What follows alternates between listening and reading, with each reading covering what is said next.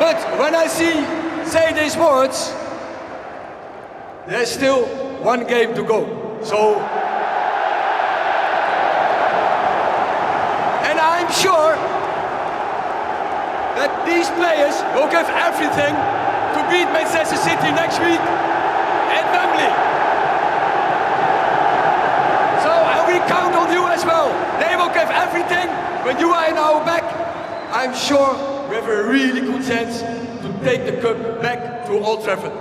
कल ये स्पीच सुनकर तुम लोगों को भी वही लगा जो मुझे फील हो रहा है। एक स्पीच सीजन 2012-2013 में सर एलेक्स ने दी थी अपने आखिरी मैच में ओल्ड ट्रैफर्ड के ऊपर, जब उन्होंने कहा था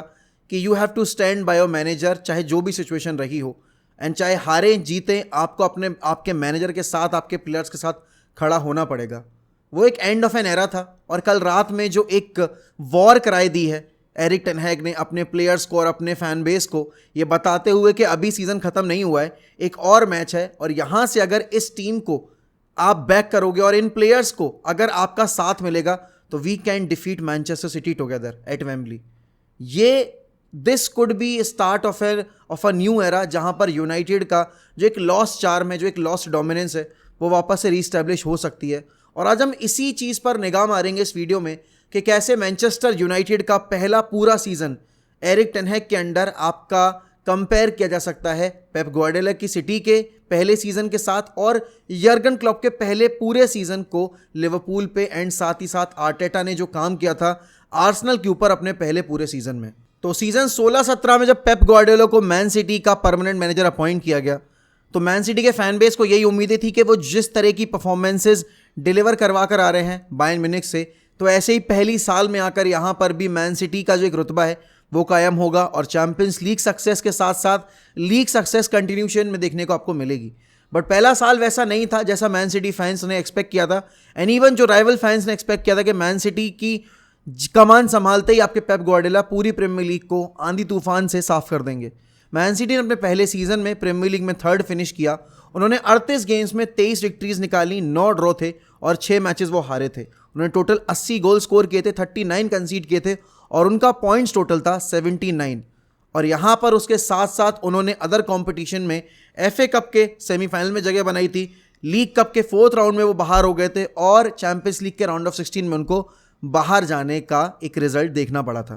तो यहाँ पर अगर मैं मैनचेस्टर यूनाइटेड के करंट सीजन से उनको कंपेयर करूँ तो यहाँ पर यूनाइटेड ने भी 23 मैचेस ही जीते हैं, उन्होंने प्रीमियर लीग में 3rd पोजीशन पर भी फिनिश किया है, और उन्होंने टोटल पॉइंट्स जो अकोमोडेट किए हैं वो हैं 75। हाँ, आपने गोल्स ज़्यादा कंसीड किए हैं, और मैन सिटी ने 80 गोल्स मारे थे, आपने इन टोटल सिर्फ और सिर्फ 58 गोल स्कोर किए हैं, 59 गोल स्कोर किए हैं, जो कि अभी आपके गोल टैली के हिसाब से मैन सिटी के कंपैरिजन में ये बहुत ख़राब रहा है आपका रिकॉर्ड। लेकिन अगर आप बाकी कॉम्पिटिशन्स में अगर बात करें जहां पर यूनाइटेड पहुंची है, तो इस सीज़न में यूरोपा लीग के अंदर हम क्वार्टर फाइनल्स में बाहर हुए, जहां में सेविया ने अपने होम पर बुरी तरीके से हराकर बाहर किया। हम एडवांटेज पर गए थे एक तरीके से जब हाफ टाइम हुआ था ओल्ड ट्रैफर्ड के ऊपर, लेकिन सेकेंड हाफ में जाते में हमने 2 गोल कंसीड कर लिए। तो फिर सेविया के होम पर तो जाकर हमने घुटने ही टेक दिए थे, हमने 3 गोल कंसीड किए उनके होम पर जाकर। उसके साथ ही साथ यहाँ पर कैरबाओ कप में मैनचेस्टर यूनाइटेड ने कैरबाओ कप जीता न्यूकासल के अगेंस्ट। 6 साल के बाद उन्होंने अपना ट्रॉफी ड्राउट था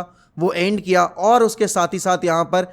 FA कप के सेमीफाइनल में हरा कर आपकी ब्राइटन को फाइनल में जगह बनाई है, जहां पर उनको मैन सिटी को फेस करना है। 3 जून को ये मैच खेला जाएगा, और जो भी ये मैच जीतेगा वो अपने आप में अपनी एक अलग हिस्ट्री क्रिएट करेगा, क्योंकि ये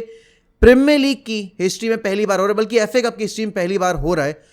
मैनचेस्टर डार्बी की हिस्ट्री में पहली बार हो रहा है जब 2 मैनचेस्टर क्लब्स आपके FA कप के फाइनल में एक दूसरे के सामने टकराने वाले हैं। तो जो भी ये रिजल्ट जीतेगा उसके पास ब्रेकिंग राइट्स होंगे। अगर सिटी ये मैच जीतती है तो उनका ट्रेबल का जो सपना है उससे वो सिर्फ एक कदम दूर खड़े होंगे। और सीजन 2016-2017 ना सिर्फ आपके पेप ग्वार्डियोला की मैन सिटी का पहला सीजन था, बल्कि साथ ही साथ आपके यर्गन क्लॉप का फर्स्ट फुल सीजन था लिवरपूल के मैनेजर के तौर पर। और यहाँ पर यर्गन क्लॉप की पूरी फर्स्ट ईयर में आपकी लिवरपूल ने 4th फिनिश किया था। उन्होंने टोटल 38 मैचों में 22 विक्ट्रीज निकाली थी, 10 ड्रॉ थे और 6 गेम्स वो हारे थे। उन्होंने इन टोटल 78 गोल स्कोर किए थे, 42 गोल कंसीड किए थे, 36 का उनका जीडी था, और टोटल उन्होंने 76 पॉइंट्स हासिल किए थे। मतलब यूनाइटेड की करंट जो सिचुएशन है, करंट जो लीग एंडिंग है, उससे 1 पॉइंट ज़्यादा और उससे 1 लीग प्लेस कम। और उसके साथ ही साथ यहाँ पर लिवरपूल ने FA कप के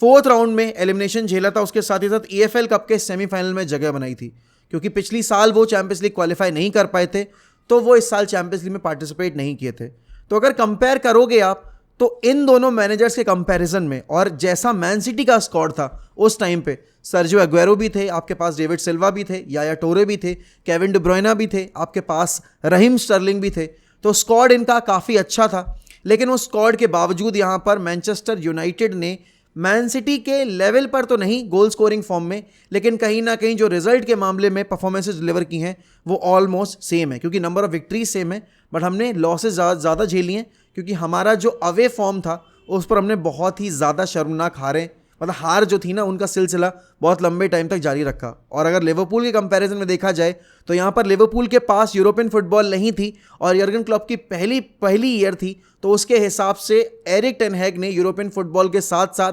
सारे कप कंपटीशन के फाइनल्स में जगह बनाई, तो वो बहुत ज़रूरी था यहाँ पर यूनाइटेड के लिए। एक ऐसे सीजन में जहाँ पर आप कप कंपटीशन में अच्छा कर रहे हो, वहाँ पर प्रीमियर लीग के अंदर भी टॉप 4 फिनिश करना, और जो हमारा एक्चुअल ऑब्जेक्टिव था वो था आपकी प्रीमियर लीग में चैंपियंस लीग सिक्योर करना, वो चीज़ हमने कर ली है। और फिर यहाँ पर साल आता है 2020-2021, जब मिकेल आर्टेटा अपना पहला पूरा सीजन मैनेज करते हैं आर्सेनल को,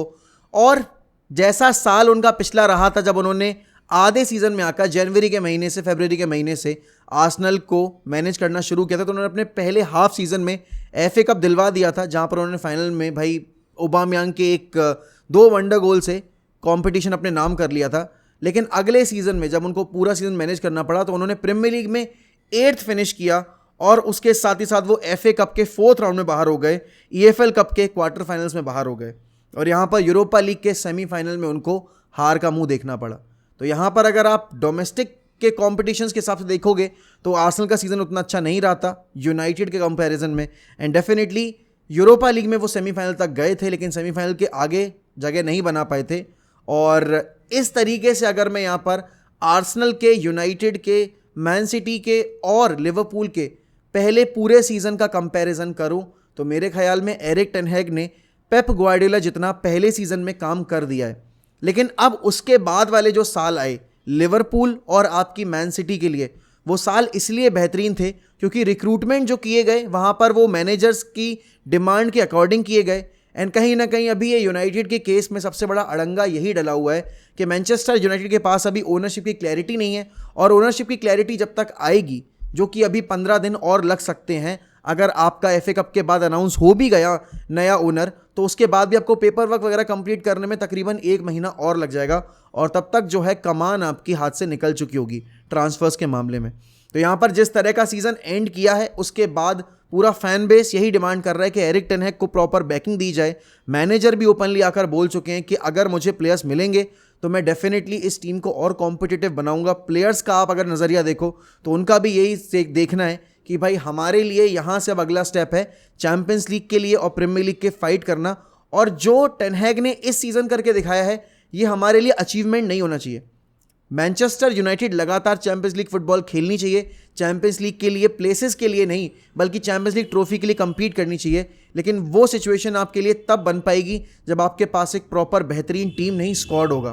और सीज़न 2022-2023 ना सिर्फ मैनचेस्टर यूनाइटेड के प्रीमियर लीग सक्सेस के लिए इंपॉर्टेंट था बल्कि आपके लॉन्ग टर्म फ्यूचर के लिए भी इंपॉर्टेंट था। 17-18 साल से जो ग्लेजर्स के अगेंस्ट फैन बेस लड़ाई लड़ता आ रहा था वो कहीं ना कहीं अब ख़त्म होती दिख रही है, जहां पर आपकी ओनरशिप चेंज हो सकती है। आपके पास शायद स्टेट ओन्ड मनी आ जाए, जहां पर आपकी कतर की जो ओनरशिप है वो अगर आपको मिलती है, और अगर सर जिम रैटक्लिफ आते हैं तो मेरे ख्याल में मोर और लेस सेम सिचुएशन रहने वाली है, ज़्यादा कुछ चेंज होगा नहीं, क्योंकि he is a pure businessman. और जैसा अभी हमने रिपोर्ट्स पढ़ी हैं OGC नीस में कि उन्होंने OGC नीस में कोई भी आपका इंफ्रास्ट्रक्चर पे, आपके ट्रेनिंग फैसिलिटीज़ पे और साथ ही साथ स्क्वाड डेवलपमेंट पे पैसा खर्च नहीं किया। तो अभी जो फैन बेस पूरा सर जिम रैटक्लिफ के लिए गुहार लगा रहा था क्योंकि वो उनके लिए एथिक्स प्यारी थी और वो सारी चीज़ें प्यारी थी, अब कहीं ना कहीं OGC नीस की कंडीशन देखकर सारे फैन बेस को ये रियलाइज़ हो रहा है, और मैन सिटी की सक्सेस को ही नहीं आपके मैन सिटी के स्ट्रक्चर को भी देखकर, न्यूकासल के स्ट्रक्चर को भी देखकर उनको यही रियलाइज़ हो रहा है कि फ्यूचर अगर आपका बेहतर होगा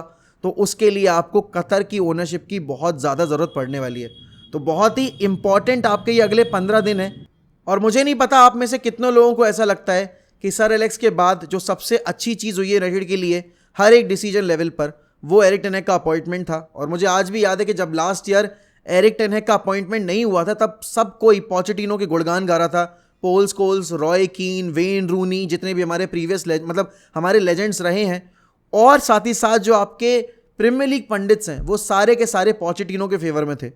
जब एरिक टेन हैग आए थे तो सबने यही बोला था कि भाई टेन हैग कुछ कर नहीं पाएंगे क्योंकि यहाँ पर आपको बैकिंग मिलेगी नहीं। और टेन हैग ने पहली प्रेस कॉन्फ्रेंस में बोला था कि मेरे पास जितने भी प्लेयर्स रहेंगे मैं उनके साथ जो भी अच्छा मैं कर सकता हूँ वो करके दिखाऊंगा। और उसने ये भी बोला था कि मैं बहुत रिस्पेक्ट करता हूँ मैन सिटी की, लिवरपूल की, and eras do come to an end. Hopefully this will be start for a new era, जो हमारे लिए शुरू होगा, एक पॉजिटिव एरा शुरू होगा, क्योंकि पिछला जो डेकेड रहा है, पिछला जो 10 साल का आपका एरा रहा है, वो काफ़ी पेनफुल था। होपफुली हमें वो दर्द और वो जो हार्ट ब्रेक्स हैं वो इस टेन्योर में ना देखने को मिले। And I hope and I wish and I pray कि एरिक टेन हैग हमारे लिए बहुत लंबे टाइम तक मैनेज करें, क्योंकि मैन सिटी को अगर आज आप इतना रूथलेस देख रहे हो तो उसके पीछे वजह ये है कि उनके पास स्टेबिलिटी है हर एक लेवल पे, मैनेजरियल लेवल पे, आपकी हायरकी लेवल पे, और डेफिनेटली आपके रिक्रूटमेंट लेवल पे। यूनाइटेड अगर सर एलेक्स के अंडर इतनी डोमिनेंट थी तो उसके पीछे वजह थी कि आपके पास हर एक लेवल पे स्टेबिलिटी थी। अगर लिवरपूल पिछले 5 सालों में अच्छा कर पाई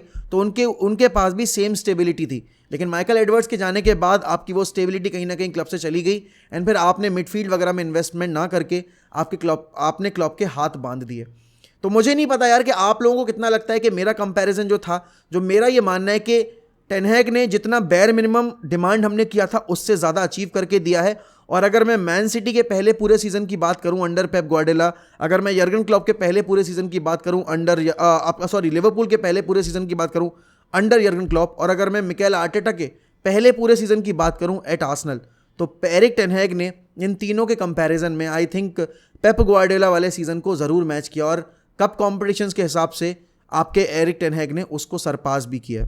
तो आप लोग बताइए भाई अपने कमेंट सेक्शन में आपके क्या व्यूज़ हैं, आपको इस पूरे सीज़न में सबसे इंपॉर्टेंट मैच कौन सा लगा, और आपके लिए क्या ये जो कल हमने एक स्पीच सुनी है, this is the start of a new era, या फिर ये बस वही है कि हर साल जो हम देखते हैं कोई नया मैनेजर आता है, वो एक